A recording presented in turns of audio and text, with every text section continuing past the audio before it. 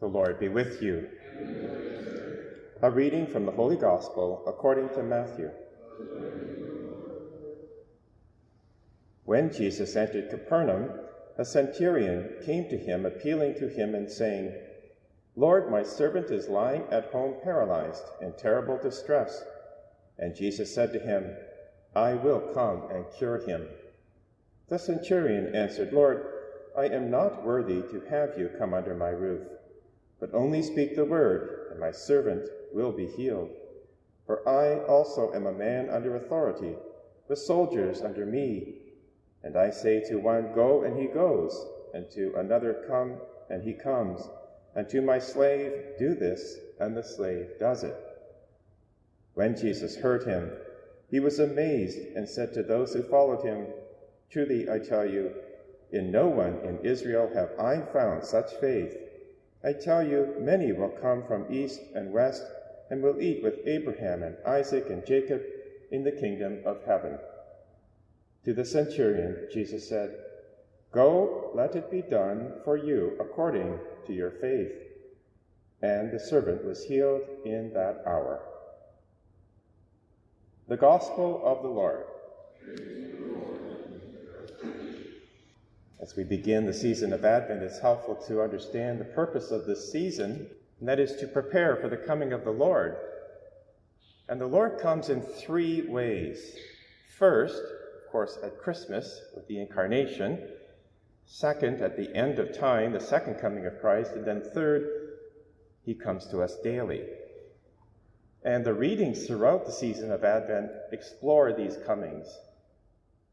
For example, we have many prophecies that are explored in the first reading about the coming of the Messiah. And there's also prophecies about the second coming of Christ, as we saw yesterday in the Gospel, but also the coming of Christ with us today. We have an example in today's first reading from Isaiah chapter 2, verses 1 to 5, of the first coming, the prophecy.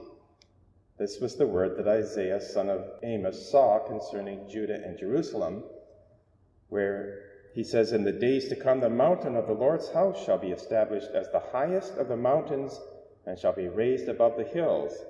All the nations shall stream to it. Many peoples shall come and say, 'Come, let us go up to the mountain of the Lord, to the house of the God of Jacob, that he may teach us his ways and that we may walk in his paths.'" The mountain of the Lord's house is the church. Christ founded the church on the rock of Peter. And as St. Paul says, the church is the pillar and foundation of the truth. Jesus himself said, "Destroy this temple and I will build it in 3 days," referring to his body, which St. Paul reminds us is the church. So in today's first reading, this prophecy is about the coming of the Messiah. And we are the beneficiaries because here we are receiving the teaching of the church, as was prophesied. We're basically Gentiles, and we've come from all different walks of life. The church is one. It's holy, Catholic, apostolic. It's universal, and it's founded on Christ. How do we prepare for these comings? We prepare for the coming of Christ in the Incarnation just by looking at those prophecies and understanding how God loved us so much that he prepared in the Old Testament for his birth at Bethlehem. And just to understand how the prophecies point to that. And also to prepare for the second coming of Christ by being aware that he is with us now, particularly through the church and her sacraments, as we are about to receive Christ's real presence, body, blood, soul, and divinity, in the Eucharist.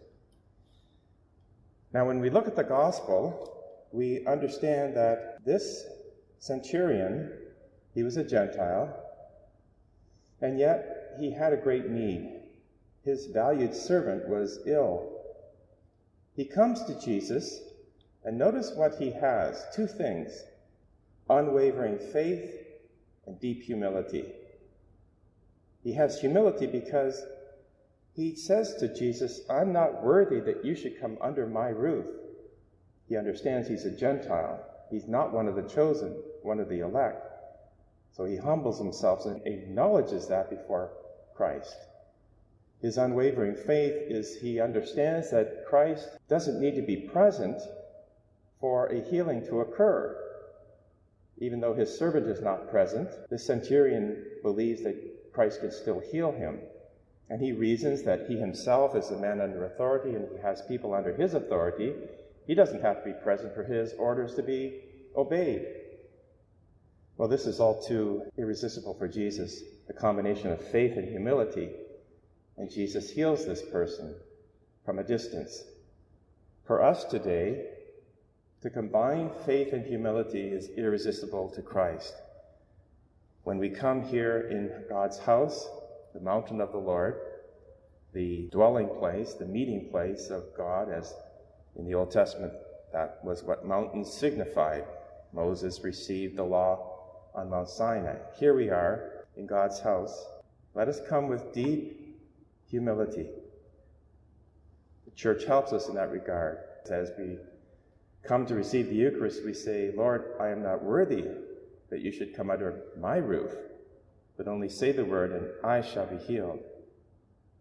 And now let us express our faith, especially as we believe, truly, this is Christ, body, blood, soul, and divinity in the Eucharist, and we are humbled to be able to come and receive him in this very, very, very intimate way. Let us praise the Lord.